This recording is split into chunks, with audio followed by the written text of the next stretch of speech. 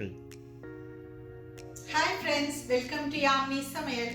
இந்த வீக் நம்ம stuffed bread bajji எப்படி பண்றதுன்றதை பார்க்கலாம். இது வந்து பொட்டேட்டோ வச்சு பிரெட்ல ஸ்டஃப் பண்ணி அதை பஜ்ஜியா சுட்டு எடுக்க போறோம். இப்போ அதுக்கு தேவையான இன்கிரிடியன்ட்ஸ் நம்ம பார்க்கலாம். இப்போ ஸ்டஃபிங்க்கு தேவையான பொருட்களை பார்க்கலாம். 1 கப் உருளைக்கிழங்கு நல்லா வேக வச்சு மசிச்சு வச்சுக்கோங்க.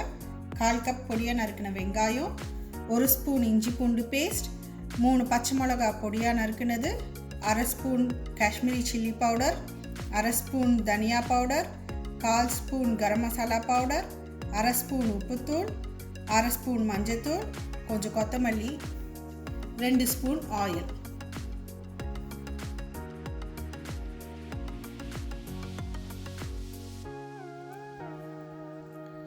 ஃபஸ்ட்டு ஆயிலை ஊற்றி காஞ்ச உடனேயே நம்மளோட பொருட்களை போட்டுடலாம். ஃபஸ்ட்டு வெங்காயத்தை போட்டுடலாம்.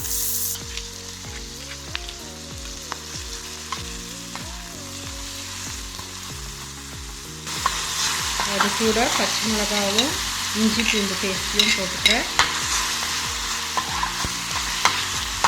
இப்போ வெங்காயம் வதங்கின உடனேயே நம்மளுடைய பவுடருங்க எல்லாத்தையும் இதில் போட்டுக்கிறேன். கூடவே கொத்தமல்லியும் சேர்த்து போட்டுக்கிறேன்.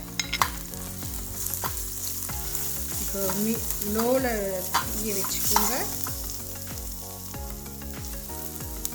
வேக வச்சு மசிச்ச பொட்டேட்டோவை இப்போ ஆட் பண்ணிக்கலாம்.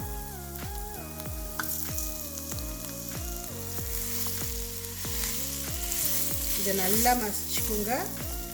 அப்போ தான் வந்து ரொம்ப கல் மாதிரி இல்லாமல் இருக்கும்.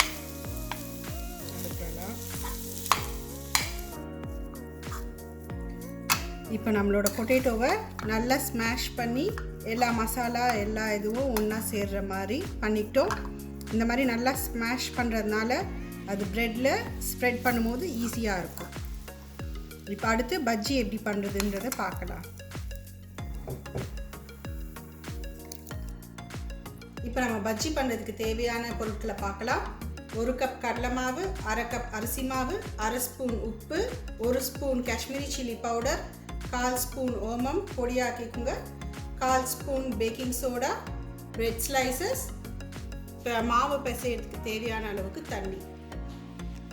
நம்ம பஜ்ஜி மாவு பிசையறதுக்குள்ளே இப்போது பஜ்ஜி சுடுறதுக்கு தேவையான ஆயிலை ஊற்றி அதை மீடியம் தீயில் ஹீட் பண்ணிட்டுருக்கலாம். இப்போது பஜ்ஜி மாவு நம்ம ரெடி பண்ண ஆரம்பிக்கலாம்.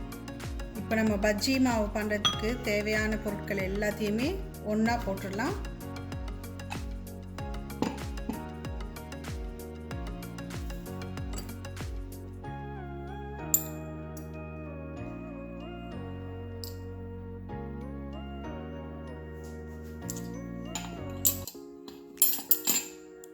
இப்போ ட்ரை இன்க்ரீடியன்ட்ஸ் எல்லாம் அப்படியே மிக்ஸ் பண்ணிக்கோங்க.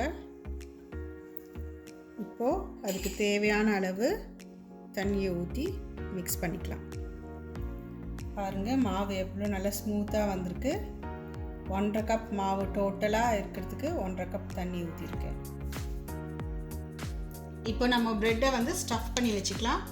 இந்த மாதிரி மசாலாவை எடுத்து ஸ்ப்ரெட் பண்ணிவிடுங்க ப்ரெட்டில்.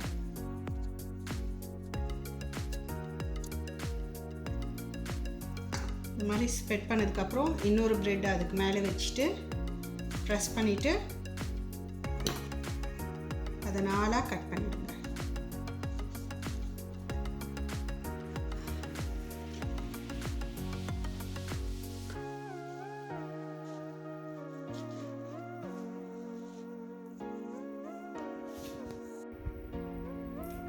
இப்போ நம்மளோட ஆயில் காஞ்சிச்சான்னு பார்க்கலாம். போட்ட உடனேயே மேலே வந்துடுச்சு, ஆயில் ரெடியாக இருக்குதுன்னு அர்த்தம்.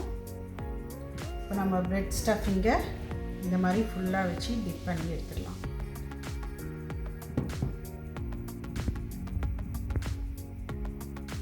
இந்த சைடில் இருக்கிறதுலாம் கொஞ்சம் வளைச்சிக்கோங்க. அப்போ ஷேக் கொஞ்சம் நல்லா வரும்.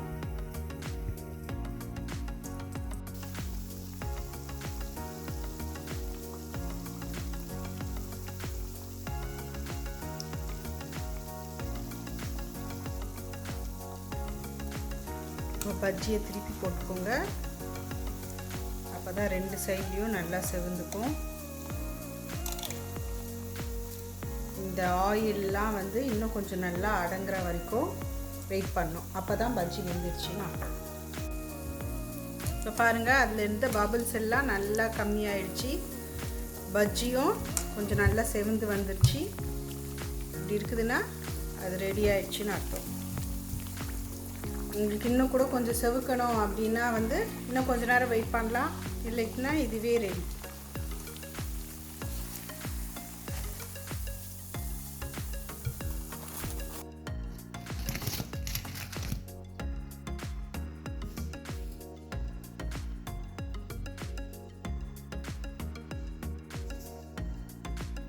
இப்போ நம்மளுடைய ஸ்டஃப் பிரெட் பஜ்ஜி ரெடி. உங்களுக்கு இந்த வீடியோ பிடிச்சிருந்துச்சுன்னா உங்கள் ஃப்ரெண்ட்ஸுங்களுக்கு ஷேர் பண்ணுங்கள். மறக்காமல் என்னோட சேனலுக்கு சப்ஸ்கிரைப் பண்ணுங்கள். மறுபடியும் அடுத்த வீடியோவில் இன்னொரு ரெசிபியோடு உங்களை பார்க்குறேன். அது வரைக்கும் பாய்.